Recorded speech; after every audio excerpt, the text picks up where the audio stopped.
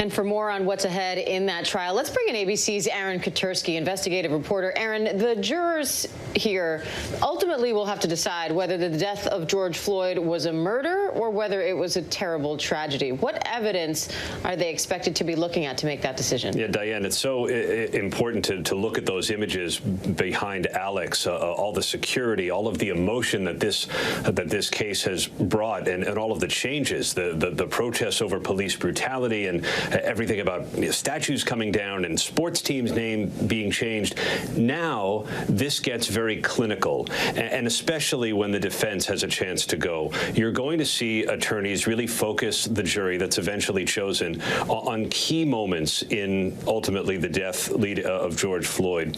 One of those moments will be the actions of Chauvin's co-officers who were on the scene before him. The defense says that they could have de-escalated things but didn't, and it sort of forced Derek Chauvin into a posture where he would have been having his knee on George Floyd's neck. They're also going to be looking closely at the autopsy, and that could be one of the more explosive moments at the trial, when the autopsy concluded that, yes, the knee on the neck contributed to the death, but George Floyd also had drugs in his system. And had he been at home, the coroner had said that he would have concluded that George Floyd died of a fentanyl overdose. So what role did Chauvin's knee truly play in the death of George Floyd? And those are going to be some of the very clinical questions the jury will be asked to consider when it gets down to the evidence later on. So, Aaron, I want to shift gears a little bit. You've also been covering all the twists and turns in the sexual harassment allegations facing New York Governor Andrew Cuomo.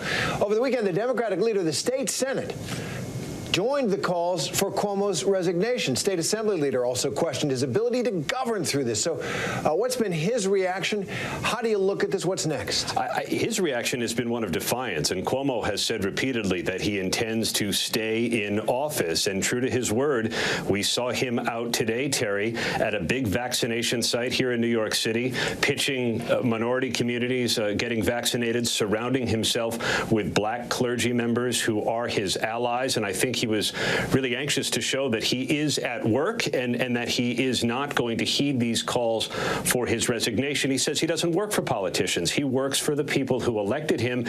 And he said, Terry, to resign in the face of mere allegations would actually be anti-democratic, because he says our system is one of due process and the allegations need to be investigated. So he says he'll wait for the state attorney general's office to complete an investigation and go from there. But that's not going to stop calls even today for his resignation, and from Republicans in New York for his impeachment.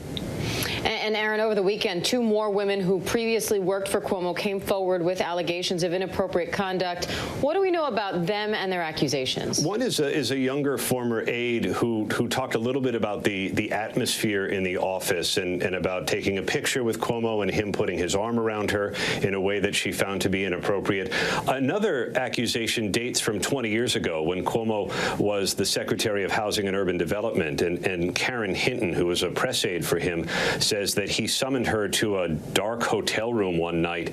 This was, again, 21 years ago, and kind of tried to put a move on, and when she resisted, he pulled her close.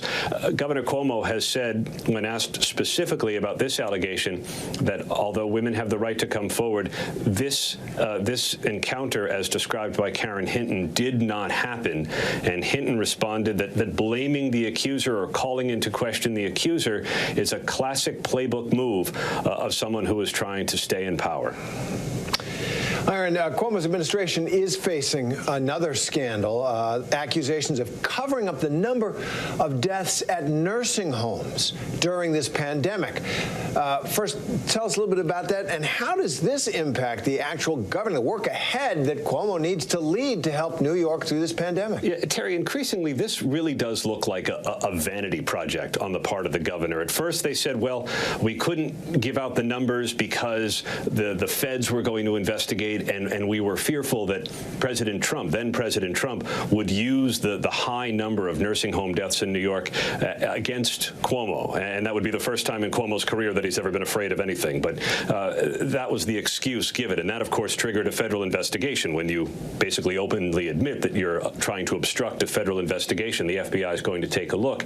Then it seems now that the governor, June, July timeframe, had announced that he was writing a book on leadership, and at that point is when we're told his aides started to tinker with the numbers. Ultimately, the administration says this is a tempest in a teapot. The eventual numbers came out. They're out now. And so if they were delayed a couple of months, no harm, no foul. But this really irked so many in the state legislature because he was withholding the numbers. He was slow-walking the release of the numbers. It seems to coincide with a book that he was writing. And now, Terry, with these calls that he's become a distraction, it makes things difficult. But I talked to one lawmaker today who said we can't impeach him. He can't resign because we have a state budget to work out. Still governor for now. Aaron Katersky, thanks very much. Thanks, Terry. Hi, everyone. George Stephanopoulos here. Thanks for checking out the ABC News YouTube channel. If you'd like to get more videos, show highlights, and watch live event coverage, click on the right over here to subscribe to our channel. And don't forget to download the ABC News app for breaking news alerts. Thanks for watching.